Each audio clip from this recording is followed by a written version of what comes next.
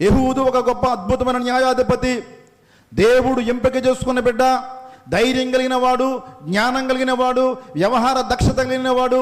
ఏ కార్యాన్ని ఎలాగ జరిగించాలో, ఒంటరిగా చేసిన కార్యాలు కొన్ని ఉంటాయి, సామూహికంగా చేసిన పనులు ఉంటాయి, అలాగే 2-3తో చేసిన పనులు కొన్ని ఉంటాయి.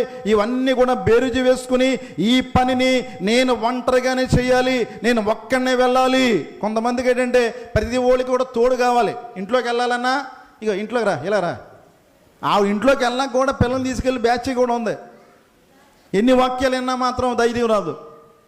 ఈ జ్ఞానం అంత ఎందుకు బోధిస్తున్నావు నువ్వు ఒంటరిగా కొన్ని కార్యాలు నువ్వు చేయగలగాలి. దేవునికి స్తోత్రం కలుగును గాక. అది నీ కంటికి అది అసాధ్యంగానే కనబడుతుంది, కానీ కొన్ని సందర్భాలలో నువ్వు ఒంటరిగా ఉండి కొన్ని కార్యాలు చక్కబెట్టే ఆ కఠినమైనటువంటి నిర్ణయాన్ని, ఆ గుండె ధైర్యాన్ని నువ్వు తీసుకోవాలి. అది ఎలాగొస్తుందంటే ఇలాంటి వాక్యాలు వినడం ద్వారా. ఒక రాజ దర్బారులోనికి మంది మార్బలం లేకుండా ఒక రాజుగారు సర్వసైన్యాధ్యక్షుడై తన చుట్టూ పహారా ఉన్న వేళలో అనేక మంది ప్రధానులు, ప్రధానమంత్రులు, ముఖ్యమంత్రులు, సైన్యాధ్యక్షులు ఉన్నటువంటి ఆ సభలోనికి వెళ్ళాలి అంటే ఎంత జ్ఞానం ఉండాలి, జ్ఞానంతో పాటు ఎంత ధైర్యం ఉండాలి, ఎంత చాకచక్యం ఉండాలి, ఎంత సమయస్ఫూర్తి ఉండాలి, ఎంత అవగాహన ఉండాలి, ఎంత ముందు చూపు ఉండాలి, ఎంత వెనక చూపు ఉండాలి, ఎంత పక్క చూపు ఉండాలి, ఎంత ఈ పక్క చూపు ఉండాలి. ఎన్ని కళ్ళు ఉన్నాయి యెహూదికి? 2 కళ్ళు అనుకుంటారు. జ్ఞానవంతుల కంట కళ్ళు ఎందులో ఉంటాయండి? ఒంటి నిండా కళ్ళే ఉంటాయట. పెద్దోళ్ళు చెప్పారు. జ్ఞానవంతుడికి ఎక్కడ ఉంటాయండి? ఒంటి నిండా కళ్ళు. వాడు వెనక చూడగలడు, ముందు చూడగలడు. ఒక ఆయన పెద్ద ఆయన చెప్పాడు, దిమాగ్ ఉన్నవాడట దునియా మొత్తం చూస్తాడట. అంటే అర్థం ఏంటి తెలుసా? ప్రపంచాన్ని చూస్తాడు వాడు జ్ఞానవంతుడు. వాడు జ్ఞాన నేత్రముతో ప్రపంచ దిశలను కూడా గమనించగలడు. అది మామూలుగా చెప్పిన మాట కాదు, అది నిజమైన మాట. అది మనమా ఆ తేలి వెళ్ళిపోతున్నా చూడో, పుట్టుకుని కుట్టేస్తుంది అంతే. సో వాళ్ళు ఏదండి అయ్యగారు కుట్టేసిందండి, అలా నెత్తి మీద ఉంటాయి కళ్ళు ఎప్పుడు నీకు. దేవునికి స్తోత్రం కలుగును గాక. ఎంత చక్కని చూపో చూడండి. ఒంటరిగా వెళ్ళి మొత్తం బ్యాచ్తో వెళ్ళి బ్యాచ్ని పంపించి ఇప్పుడు ఒంటరిగా ఉండి లోపలికి వెళ్ళి చేయవలసిన పని నేను సంకల్పాన్ని నెరవేర్చి ఇప్పుడు ఎలాగ వెళుతున్నాడు, ఎంత జ్ఞానంగా చేస్తున్నాడు చూడండి. చంపేశాడు, ఇటు పొడిచేశాడు, చచ్చిపోయిన నిర్ధారించుకున్నాడు. ఇప్పుడు ఆ రూము నుంచి తప్పించుకుని వెళ్ళాలి. ఎక్కడికి వెళ్ళండి? పంచవళి అనగా వసారాలకు వెళ్ళిపోయాడు. వెనక గడియ పెట్టి అవతలి వాళ్ళు తలుపు తీయకుండా ఏం పెట్టాడండి? గడియ పెట్టి గడియలు బిగించి జంపు చేసి ఏం చేశారండి? వెళ్ళిపోయాడు. ఇప్పుడు టైం చాలా అవుతుంది, అరగంట అయిపోయింది, గంట అయిపోయింది, ఇంకా రాజుగారు ఇంకా బయటికి తీయట్లేదండి, ఇంకా తలుపు తీయలేదండి, ఇంకా ఎవరో బయటికి రావట్లేదని ఈ తెంగర బ్యాచ్ వాళ్ళు ఉంటారు కదా దాసులు, ఈ రాజుగారి యొక్క దాసులు తెంగర బ్యాచ్ ఎప్పుడు ఉంటుంది. దేవునికి స్తోత్రం కలుగును గాక. వచ్చినోడు ఏ ఉద్దేశంతో వచ్చాడు, ఏ ఆలోచనతో వచ్చాడు, ఏ బుద్ధితో వచ్చాడు, ఏ యొక్క ప్లాన్తో వచ్చాడు అని ఏ మాత్రం గమనించనండి. తెంగర బ్యాచ్ ఇప్పుడు ఉంది, ఎప్పుడు ఉంటుంది. గమనించుకోవాలి. అందుకే మొత్తం కళ్ళు ఉండాలంటే నీకు జ్ఞానం ఉండాలి. జ్ఞానం ఎందులో ఉందని చెప్పాను? ఎక్కడుంది? బైబిల్లోనే ఉంది. మోకరించి 5 గంటలకే నీకు చక్కగా చెప్తున్నాను.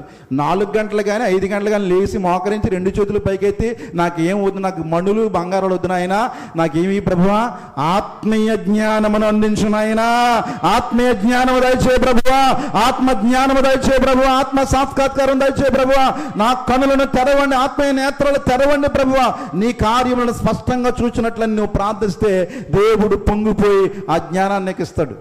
బుద్ధియు జ్ఞానమును ఏంటండి చెప్పున్న సర్వసంపద ఎక్కడున్నాయి? దాచిపోయిన గుప్తమైన దాచాను. అది ఏం చేయాలి? రహస్యంగా నువ్వు ప్రభు దగ్గర నుంచి పొందుకోవాలి. దేవునికి మహిమ కలుగునుగాక.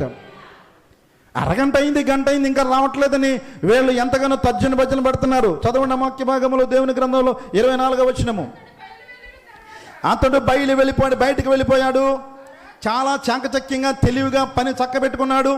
వచ్చినట్టుగా చక్కగా పనిని ముగించి ఏ ద్వారాన వచ్చాడో ఏ ద్వారాన వెళ్ళిపోయాడో ఎవరికి కనిపించలేదు. అక్కడ రక్షక భటులు చూడలేదు, ప్రధానమంత్రులు చూడలేదు, ముఖ్యమంత్రులు చూడలేదు, సైన్యాధ్యక్షులు ఎవరో చూడకుండా వారికి కంటపడకుండా జాగ్రత్తగా కోట దాటి వెళ్ళిపోయాడు. ఇంకా కనిపెట్టలేకపోయారు వీళ్ళు. దాసులు ఏం చేస్తారు? 24వ అధ్యాయంలో అమ్మా గడియలు వేసి ఉన్నాయి కనుక వీళ్ళు ఏమనుకుంటున్నారంటే ఇంకా బాబు చల్లగా ఉంది కదా ఆయన శంఖానవర్తికి పోయాడు అనుకోమని. శంఖానవర్తి ఏంటండి అంటే మీనింగ్ ఏంటి అన్నీ చెప్పేస్తాను, వెళ్ళండి కొనుక్కొని రండి, నాకు వచ్చి ఆదివారం చెప్పండి.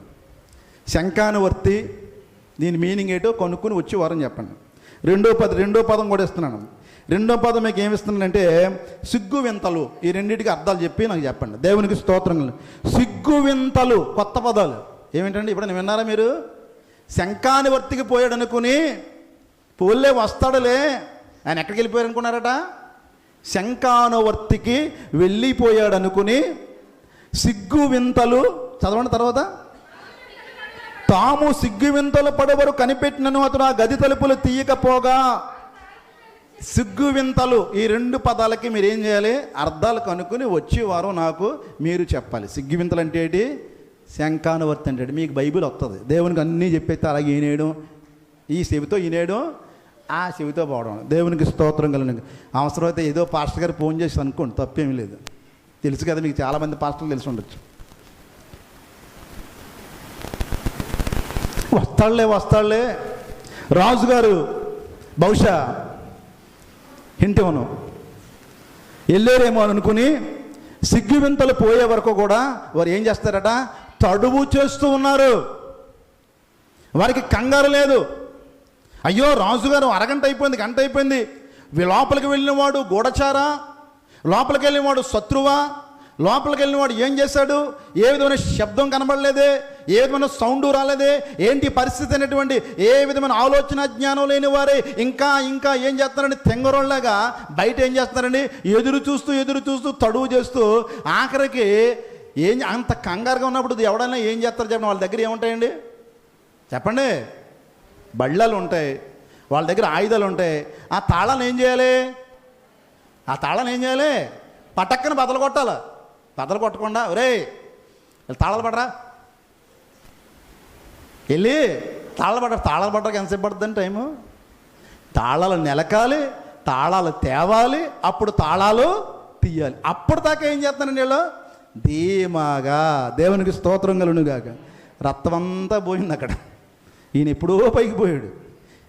జరగవలసిన కార్యం అంతా యెహూదు జరిగించుకుని వెళ్ళిపోయాడు. ఇంకా ట్రేస్ అవుట్ చేయట్లేదు. అక్కడ క్రైమ్ జరిగింది, ఆ క్రైమ్ని ఇన్వెస్టిగేట్ చేయడానికి ఇంకా ముందుకు వెళ్ళలేదు. ఇంకా బయట ఉండి చల్లగదిలో మేడగదిలో హ్యాపీగానే ఉంటాడులే, సాపీగా ఉంటాడులే అని నవ్వుకుంటూ సిగ్గు వింతలు పడు వరకు మళ్ళీ తాళం తెచ్చారట.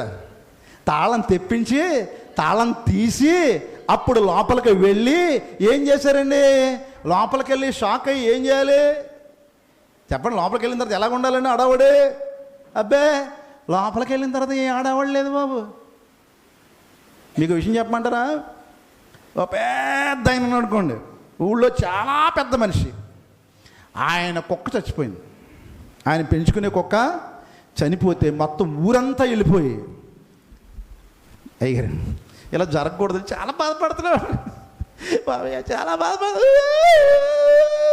అని నటించేసింది. అమ్మవి అంత మంచోడు, ఊరంతా కనపడుతుంది.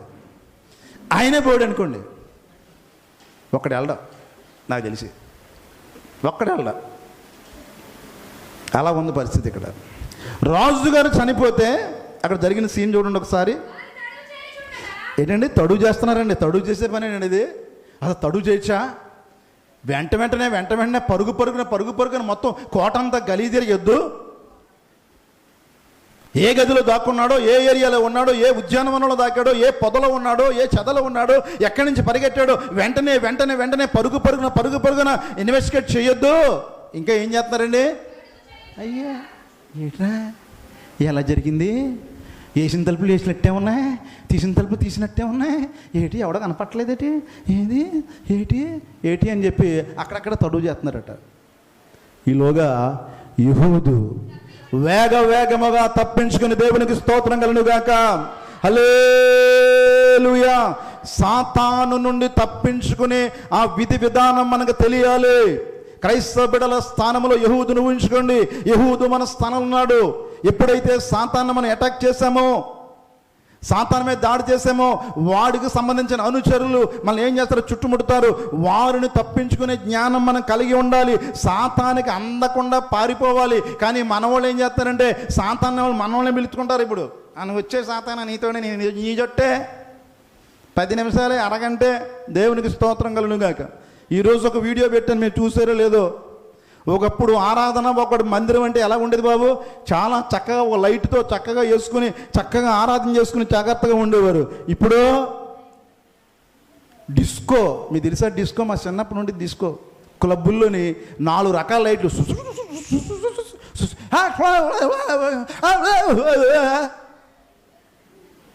ఆ ప్రార్థనకి జనాలు ఎక్కువ బాబా, నవ్వుతున్నారు. ఆ ప్రార్థనకే జనాలు వెళ్ళిపోతున్నారు. జనం అందరూ ఆ ప్రార్థనలకే పరిగెడుతున్నారు. మొత్తం యూత్ అంతా ఆ ప్రార్థనలకే పరిగెడుతున్నారు.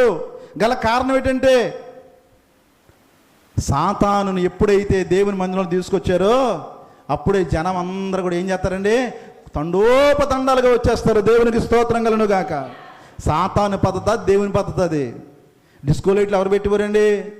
మా చిన్నప్పుడు ఐక్యరాజు గారు కొడితే డ్యాన్స్లు వేసేవారు. మీ చిన్నప్పుడు ఇక్కడ పాత మన సురేష్ బాబు వాళ్ళ గృహాల దగ్గర పక్కన ఉండేది రికార్డింగ్ డ్యాన్స్ అని ఉండేది. శుభ్రంగా లైట్ పెట్టుకుని రంగురంగులు తిప్పేవారు. పుట్టుకోలైట్ బయలుగుతున్నారు లైట్లు, ఎర్రలైట్, నల్లలైట్, తెల్లలైట్, పట్టపట్టలు కొట్టుకుపోరు. ఇప్పుడు లైట్లు ఎక్కడ వచ్చాయంటే మందిరంలోకి వచ్చేసాయి లైట్లు. ఆ లైట్లు ఎందులోకి వచ్చాయి బాబు? మందిరంలోకి వచ్చేసి అందరూ చీకట్లో ఉండాలి. మరి అందరూ చీకటి చేసేయాలి. లైట్లు వేస్తుంటే లైట్లు పడుతుంటే ఊగిపోతున్నాడు. ఇది ఏ ఆత్మ అంటే సాతానాత్మ. సాతాను కూడా అలాంటి ఆరాధనకి ఏం చేస్తాడండి, వాడు మనల్ని చొప్పిస్తాడు. సాతానుకు దూరంగా, సాతాన్ని బంధించిన వ్యక్తి సాతాను అనుచరులకు దూరంగా వెళ్ళిపోతున్నాడు. యెహోవా దేవునికి స్తోత్రం కలుగును గాక. వారికి దొరకటం లేదు. యేసు ప్రభు వారు కూడా ఆయన బ్రతుకున్న దినములు పరిసయ్యులకు కానీ సొంకర్లకు కానీ ఏ మాత్రం కూడా ఏం చేసేవాడు, ఆయన దొరికేవాడు కాదు. వాళ్ళు ఆ దారిని వస్తుంటే ఆయన ఈ దారిని పోయేవాడు. వాళ్ళు ఈ దారిని వస్తుంటే ఆయన వాళ్ళ దారిని వెళ్ళిపోయేవాడు. సాతాను అనుచరులకు, సాతాను పద్ధతులకు, సాతాను వ్యవహారాలు కూడా మనం కూడా ఏం చేయాలండి, దూరంగా పారిపోవాలి. దేవునికి స్తోత్రం కలుగును గాక. వాడి వలలో మనం పడ్డామో, వాడికి మనం చిక్కామో మన పని అయిపోయిందే. ఇంతకీ చాలామంది అంటుంటారు, ఏంటండి సాతాన్ అంటారు మీరు? అసలు సాతానికి మనకి గొడవ ఏంటండి అయ్యగారు? అసలు సాతానికి మనకి విరోధం ఏంటండి? సాతాన్ని మనమైనా తిట్టామా, మనం కొట్టామా, ఆడనేనా మనం అన్నామా, లేకపోతే ఆడి మనకేమైనా జోలు తెచ్చాడా, మనల్ని ఏమైనా అన్నాడో చెప్పండి. ఆడికి మనకి డైరెక్ట్గా ఏం లేదు బాబు, విరోధము లేదు. ఉందా చెప్పండి? వాడికి మనకైనా విరోధం ఉందా? లేదు. ఎందుకు వచ్చింది ఈ గొడవ అని అంటే, ఎప్పుడు కూడా మీరు సీరియల్లో కానీ ఎక్కడైనా కథల్లో కానీ చూస్తే ఒక విలన్ ఏం చేస్తారంటే హీరోని కంట్రోల్ చేయడానికి హీరోయిన్ ఏం చేస్తా, కిడ్నాప్ చేసి ఇంటికి పట్టిపోతాడు. ఏయ్ నువ్వు నా మాట వినకపోతే నీ హీరోయిన్ నేను ఏం చేస్తానో పాడు చేసి చంపేస్తానంటాడు. హీరోని గ్రిప్ చేయడానికి ఏం చేస్తుంటాడంటే ఇలా చేస్తూ ఉంటాడు. అలాగే వధువు సంఘమైన హీరోయిన్ని సాతానుగాడు ఏం చేస్తాడంటే కబ్జా చేసి తన స్వాధీనంలో పెట్టుకోవాలని, హీరో అయిన మన దేవుణ్ణి ఎలాగైనా గ్రిప్ చేయాలని వాడు పన్నాగం పన్నుతుంటాడు. అందుకని మన మీద ఒక ఈర్ష, మన మీద ఎందుకు వాడికి అసూయ అంటే తెలుసండి. మానవులు అంటే వాడికి ఎందుకు ఇష్టం ఉండదో తెలుసా? ఇంకొక పాయింట్ మీకు చెప్తున్నాను, జాగ్రత్తగా వినండి. సాతాను చేసిన నేరానికి పశ్చాత్తాపం పడడానికి అవకాశం లేదు దేవుడు. మారు మనసు పొందడానికి అవకాశం లేదు దేవుడు. వాడు తప్పు చేశాడు. ఏంటి తప్పు అంటే గర్వించాడు, హెచ్చించుకున్నాడు, దేవుని సింహాసనాన్ని ఆక్రమించుకోవాలనుకున్నాడు, 300 దేవదూతలను వాడు తీసుకున్నాడు.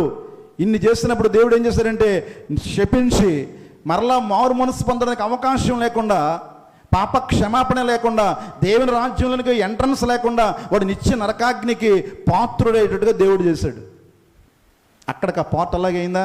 ఇప్పుడు మన దగ్గరికి వచ్చాం, మనం తప్పు చేసాం, సాతాను మాట విన్నాం, తినకూడని పండు తిన్నాం, అనేక రకాల ముప్పులు తెచ్చుకున్నాం. అయినప్పటికీ ఆయన స్వరూపంగా చేసిన మనుషులం కనుక మన మీద ప్రేమతో, మన మీద కృపతో మరలా ఆయన దగ్గరికి వచ్చే ఒక గొప్ప భాగ్యాన్ని ఆయన మనకు కలిగించాడని వాడికి తీవ్రమైన అసూయ.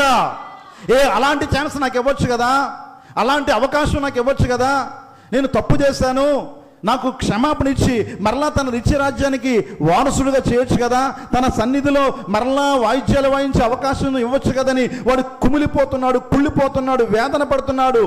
వాడు ఎంతగానో అనేకులను తన వైపుకు ఆకర్షించుకోవాలని మన మీదే గురి పెడతా ఉన్నాడు. కానీ దేవుడు ఆయన స్వరూపంగా పుట్టిన మనం ఎన్ని తప్పులు చేసినా, ఎన్ని పొరపాట్లు చేసినా, ఎలాంటి మోసాలు యాసాలు వేసినప్పటికీ యేసుక్రీస్తు అనే ఒక అద్భుతమైన తన కుమారుని పంపించాడు.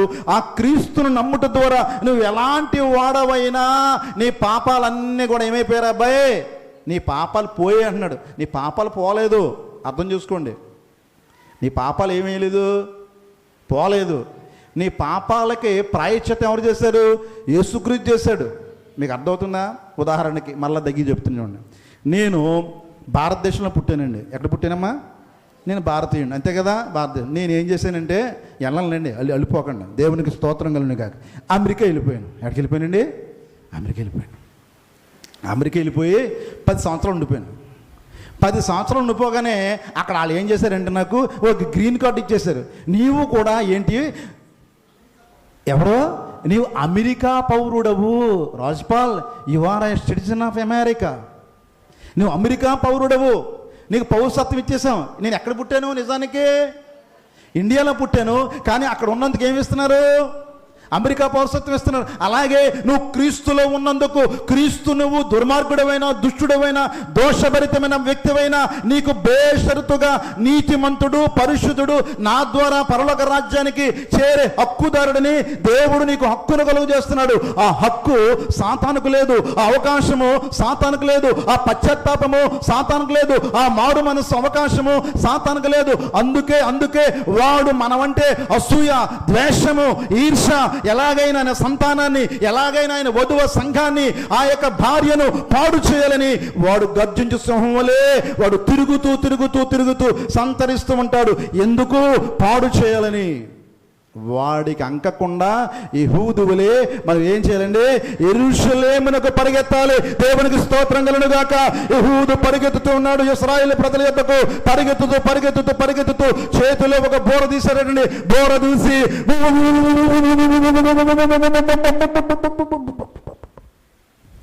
జనమందరూ గ్యాదర్ అయిపోయారు.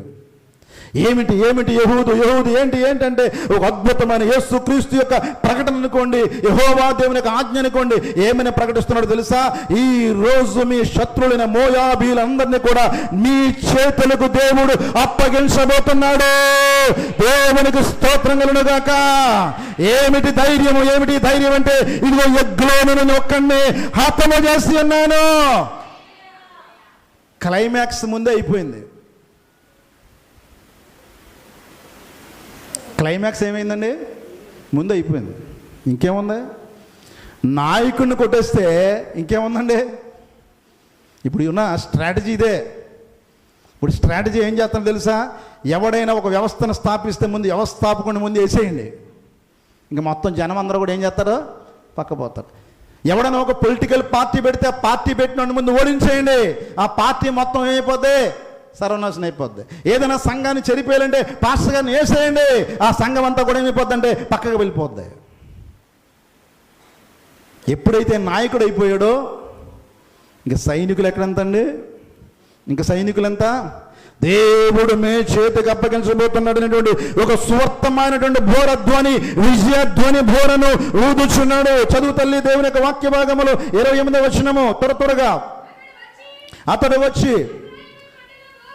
బోరమూతగా ఇశ్రాయేలీలు మన్య ప్రదేశమును దిగి అతని యొద్దకు వచ్చేశారు. అతడు ఎందుకంటే దేనికని అతను ముందుగా నాయకత్వం వదలట్లేదు. ముందుగా సాగుతున్న వెనకరండి, మీ అందరి ముందు నిలబడుతున్నాను. నాయకుడు అయిపోయాడు. చాలా సైలెంట్గా పని చక్కబెట్టేసిన అయిపోయింది. ఇంకా మనం చక్కబెట్టేసిన వాళ్ళు ఎవరున్నారు? సైనికులు ఉన్నారు. సైనికులనంతా దేవుడు వారిని కూడా మనం ఏం చేస్తాడు? మన చేతికి అప్పగిస్తాడు. ఇదిగో విజయధ్వని బోర ముందుగానే ఊదుతున్నానని అందరికీ వినబడేలాగా ఒక గొప్ప శబ్దముతో ఊదాడు. దేవునికి స్తోత్రం కలుగును గాక.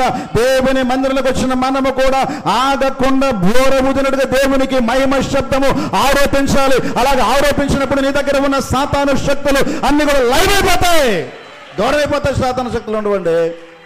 అందుకే మా దైవజనులు ఉంటారండి, గట్టిగా చప్పట్లు కొట్టండి, దేవుని స్తుతించండి. ఎందుకంటే వాడు పక్కనే ఉంటాడు, ఎలాగోలా కింద లాగేయాలని. ఆ దేవుని గురించిన ఉద్యమము, ఆ దేవుని గురించిన ఉత్సాహము, ఆ దేవుని గురించినటువంటి ఆ యొక్క ప్రవాహము నీలోనికి వస్తే వాడు నీ యొక్క ఉద్యమానికి, నీ ఆసక్తికి, నీలో ఉన్న శక్తికి వాడు బాబోయ్ ఈ వ్యక్తి ఇంత ముందు నేనేం చేయలేని వాడు ముందే దౌడు తీసి పారిపోతాడు. నువ్వు ముందే ఉసురు అంటే ఏదో తెచ్చేసుకున్నట్టు, ఈ లోకభారం ఇండియా భారం అంతా ఈవిడే మోస్తున్నట్టు, మోడీ గారు చేసిన బాకీ అంతా ఈవిడే కట్టాలన్నట్టు, ఆ 10 లక్షల కోట్ల అప్పు కూడా ఈవిడే తీర్చాలన్నట్టు, రాత్రంతా నిద్రట్లేదురా. ఎందుకమ్మా అంటే నిద్ర అన్నీ పిల్లల మీద లాగేస్తుందండి. పిల్లంటే పిచ్చండి. దేవుడి పిచ్చి లేదు నీకు. ఏ పిచ్చి ఉందండి? పిల్లల పిచ్చి. పిల్లంటే పిచ్చి అటు కనపట్టలేదట. ఈ పిచ్చిని తీసేయి, తగ్గించు. దేవుడి పిచ్చి పట్టుకో. దేవుడి పిచ్చి ఉంటే నీకు ఏది కావాలో దేవుడు నీ కళ్ళ ముందుకు దేవుడు దాన్ని పంపిస్తాడు. దేవునికి స్తోత్రం కలుగుగాక. హల్లెలూయా. ఇశ్రాయేలు ప్రజల ముందు నడుస్తూ బోర ఊదుచున్నటువంటి ఆ యొక్క ఎఫోదును ధరించినటువంటి ఆ యొక్క యెహూదును చూస్తూ ఉన్నారు ప్రజలందరూ కూడా. నిజం, ఇలాంటి వాడు కదా నాయకుడు, ఇలాంటి వాడు కదా మాకు కావాల్సిందని అందరూ ఆయన వెనుక వెంబడిస్తూ ఉన్నారు. దేవునికి స్తోత్రం కలుగుగాక. ఈ రోజు ఉత్సాహముగా, ఉద్యమముగా, ఆసక్తితో నడిపిస్తున్న దైవజనులను ఎంతమంది వెంబడిస్తున్నారండి? వెనక నుంచి నాయకు కూడా ఒకడు ఆయన అలాగే చెప్తాడు రా, మీ పని మీరు చేసుకోండి. వాళ్ళు అలాగే చెప్తారని ఒకడు, కిందకి లాగేవాడు ఒకడు, పైన పీకేవాడు ఒకడు, అలాగే ఉందా వాక్యంలోని అని ఒకడు. ఏమి దీకండి. ఉద్యమముగా, ఆసక్తిగా దేవుని వాక్యాన్ని ఉన్నట్టుగా దేవుని ఆత్మాభిషేకముతో నడిపిస్తున్న దైవజనుని బేషరతుగా ఇంకే విధమైనటువంటి భేదాభిప్రాయం లేకుండా సణుగును గొణుగులు సంశయాలు మాని నీవు వెంబడిస్తే గొప్ప విజయాన్ని చూస్తావు. దేవునికి స్తోత్రం కలుగుగాక. ఎన్ని విజయాలు దేవుడు మనకిచ్చాడండి, ఎన్ని విజయాలు లెక్కెట్టుకోనక సరిపోవు. ఎన్నో గొప్ప విజయాలు దేవుడు మనకి ఇస్తున్నాడు.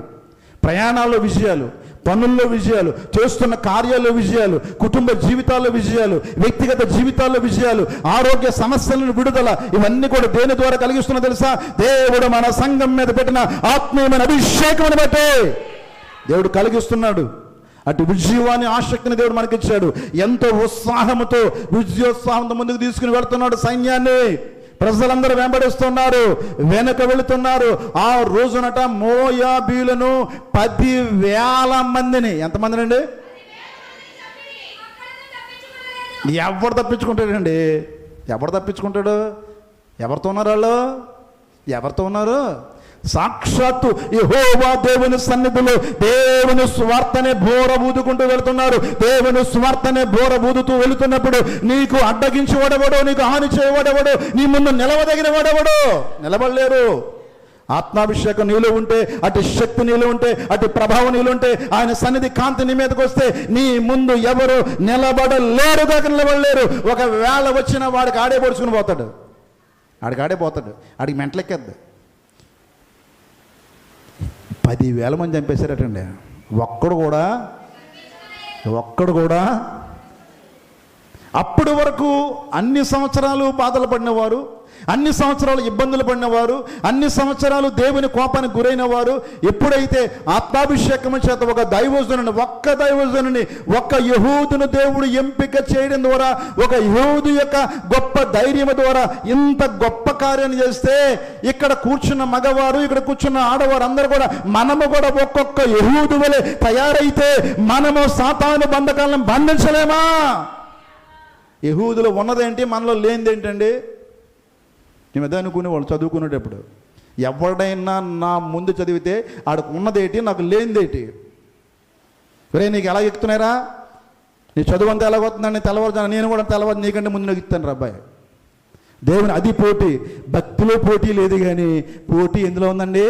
వాళ్ళు అలా చేశారు, నేను ఇలా చేస్తాను, వాళ్ళు రావట్లేదు, నేను రావడం మానేస్తాను. ఏంటి అయ్యగారు వాళ్ళు మానేశారండి, నేను మానేస్తానండి అయ్యగారు. నేను వాళ్ళు అందులో అలా చేస్తానండి, మేము అలా అనుకో. పాడైపోయిన నువ్వు ఆదర్శంగా తీసుకోకు. నువ్వు ఆదర్శంగా తీసుకుని ఎవరు తెలిసిన భక్తులను నువ్వు ఆదర్శంగా తీసుకో. దేవునికి స్తోత్రం కలుగుగాక. జనాలు ఉంటారు, పాడైపోతారు, వాళ్ళని తీసుకున్నావో కిందకి పోతావు. నువ్వు ఎవరిని చూడాలంటే నిదానంగా ఆకాశమందున్న యేసుని చూస్తూ నీ ముందు ఉంచబడిన పందే రంగాలు ముందుకు వెళ్ళిపోవాలి తప్ప ఆ పక్కని ఈ పక్కని చూడకూడదు. యెహూదు జనాన్ని చూడలేదు, యెహూదు యుద్ధులను చూడలేదు, యెహూదు సైన్య బలగాన్ని చూడలేదు, యెహూదు ఎవరిని చూడలేదు. యెహూదుకు ఒకటే టార్గెట్, నేను వెళ్ళి ఎగ్లోను తన కడుపులో ఈ కత్తి దంశాలంటే వెళ్ళిపోయాడనే వెళ్ళి ఒక్క ఊదుడిన లోపలికి ఆత్మ ఖడ్గాలు దింపేశాడు, పని చక్కబెట్టాడు, వచ్చాడు, ప్రజలందరినీ కలిపాడు, బోర ఊదాడు, వచ్చాడు. 10,000 మందిని ఏం చేశాడంటే వాళ్ళతోనే చంపించాడు. ఇప్పుడు ధైర్యం వచ్చేసింది అందరు కూడా. 10,000 మందిని యెహూదు చంపలేదు. 10,000 మంది ఎవరు చంపించాడండి? ఇన్స్పిరేషన్ అంటారు దాన్నే. ఒక సేవకుడు అనేకమైన ఆత్మలను వెలిగించాలి, ఒక సేవకుడు అనేకమైన ఆత్మలను మండించాలి, ఒక సేవకుడు అనేక మందిని ఆత్మీయ రాజ్యానికి సిద్ధపడాలి, ఒక సేవకుడు అనేకమైనటువంటి సాతాను శక్తులను లయపరిచే అద్భుతమైన శక్తిని కలిగించే ప్రయోజకులుగా, సైన్యాధ్యక్షులుగా ప్రతి ఒక్కరిని సిద్ధపరచాలి. నీ వల్ల కాదమ్మా, రా నాకు చెప్పి నేను ప్రార్థన చేస్తాను, నాకు చెప్పి నేను ప్రార్థన చేస్తాను. నీ వల్ల కాదు, నేను ప్రార్థన చేస్తే దేవుడు చేస్తాడు, అది కాదు. నువ్వు ప్రార్థన చేయి, నేను ప్రార్థన చేస్తాను, ఇద్దరం కలిసి దేవుణ్ణి అడుగుదాం. దేవునికి అసాధ్యమైనది ఏది లేదని నిజమైన దైవజనుడు తన దగ్గర ఉన్నటువంటి సైన్యాన్ని బలపరుస్తాడు. ఈరోజు ఆ బలం లేదే. ఈయన హైలైట్ అవ్వాలి, ఈయన ఫోటో పైకి రావాలి, ఈయన పేపర్ అంటించాలి, ఈయన క్యాలెండర్లు పెట్టాలి, ఈయన పైకి లేపాలి, ఈయన అయ్యారు అనాలి, ఈయన తొడాలి, ఈయన తోమాలి, ఈయన. దానివల్లనే సాతాను గాడు ఏం చేశాడండి? అందరిలోకి వచ్చాడు. ఆవిడ చిన్న బలహీనత వస్తే, చిన్న ప్రతికూలమైనటువంటి పరిస్థితి వస్తే భయపడిపోయి బాబోయ్ బాబోయ్ బాబోయ్ కాదు. డివైన్ ప్రేయర్ సెంటర్లో అందరూ ఎవరు భయపడకండి. మీ భయపడే వాక్యాలు చెప్పలేదు 20 ఏళ్ళు కూడా. కొండ మీదడిపోయినా అండ మన ప్రభు ఉన్నాడని ధైర్యముతో యుద్ధము యెహోవాదే, దేవుడు నా పక్షాన ఉంటాడు, కార్యం చేస్తాడు, నా విశ్వాసం గొప్పది, నేను విన్న వాక్యం గొప్పది, దేవుడు నాతో మాట్లాడాడని బలమైన విశ్వాసంగా ముందుకు వెళ్ళాలి. చేసి చూపించి వాళ్ళ చేతికి పని చెప్పి వాళ్ళ చేతులతోనే వాళ్ళందరినీ కూడా ఏం చేశారండి? చంపించిన వ్యక్తి. ఆ ఒక్క వ్యక్తి యొక్క త్యాగం ద్వారా దేశంలోకి ఎన్ని సంవత్సరాలు వచ్చిందండి? నెమ్మది ఏంటండి? 80 సంవత్సరాలు అంటే ఒక తరమేనా బాబా? తింటానే ఒక తరమేనా? ఇప్పుడు ఎంతకాలం బతుకుతున్నావు? 5 సంవత్సరాల పరిపాలనే అద్భుతంగా ఉంటే, 5 సంవత్సరాలు పరిపాలించే వాళ్ళే అద్భుతంగా పరిపాలిస్తుంటే, అబ్బా మళ్ళీ పరిపాలిస్తే బాగుందండి, బాగుందండి, పరిపాలన భలే ఉందండి, మరలా వాళ్ళకే ఓటేద్దామండి, బాగుంది అనుకుంటుంటే 80 సంవత్సరాలు నెమ్మది తెస్తే, 80 సంవత్సరాలు సౌఖ్యంగా ఉంటే, 80 సంవత్సరాలు ఆహారం తింటే, 80 సంవత్సరాలు హాయిగా పడుకుంటే, 80 సంవత్సరాలు సుఖశాంతులతో వర్ధిల్లితే, దేవుడు ఎంత గొప్ప కార్యక్రమాన్ని ఒక వ్యక్తి ద్వారా దేవుడు జరిగించాడు. ఒకసారి ఆలోచన చేయండి. ఎంతమంది మన మందిరములో యెహూదు వలె ప్రభువా నన్ను వాడుకో, యెహూదు వలె నన్ను చేయి ప్రభువా, యెహూదు వలె నన్ను బలపరుచు, యెహూదు వలె సాతాను గర్భములోనికి, సాతాను గుండెల్లోనికి ఖడ్గము దింపే గొప్ప సైన్యాధ్యక్షురాలుగా నన్ను బలపరచు ప్రభు అని ఎంతమంది ప్రార్థన చేస్తారు? ప్రార్థిస్తారా మీరు? యెహూదులో మారతారా? ఈ వర్తమానం నీ కొరకే సోదరి, నీ కొరకే. ఎంతకాలం భయపడతావు లోకానికి? ఎంతకాలం భయపడతావు రోగానికి? ఎంతకాలం భయపడతావు ఆర్థిక శక్తులకు? ఎంతకాలం భయపడతావు ఇరుగు పొరుగు వారికి? ఎంతకాలం భయపడతావు కులానికి? ఎంతకాలం భయపడతావు ఈ లోకానికి? వదిలే. నీలో ఉన్నవాడు లోకములో ఉన్నవాని కంటే గొప్పవాడు. ఆత్మకడ్గం నీ చేతిలోనే ఉంది. ప్రతి వారి చేతిలో ఆత్మకడ్గం ఉంది. దానిని తీయడం, దాన్ని వాడడం మీకు తెలీదు. మీకు తెలియజేస్తున్నాను. బాగా ప్రతిరోజు కూడా దాన్ని ఏం చేయండి? తినేయండి. వినడం కాదు, ఏం చేయండి? తినేయండి. తినిస్తే నాలాగా బలుతారు. దేనికి కొండొచ్చినా రాని బాబు, భూకంపమా రాని ప్రభు దగ్గరికి వెళ్ళిపోదాం, అగ్నిగుండమా పర్లేదు నాయన, దేవుడు చూసుకుంటాడు. ఏ పనైనా దేవుడు చూసుకుంటాడు. దేవుడు మన పక్షంగా ఉన్నాడు.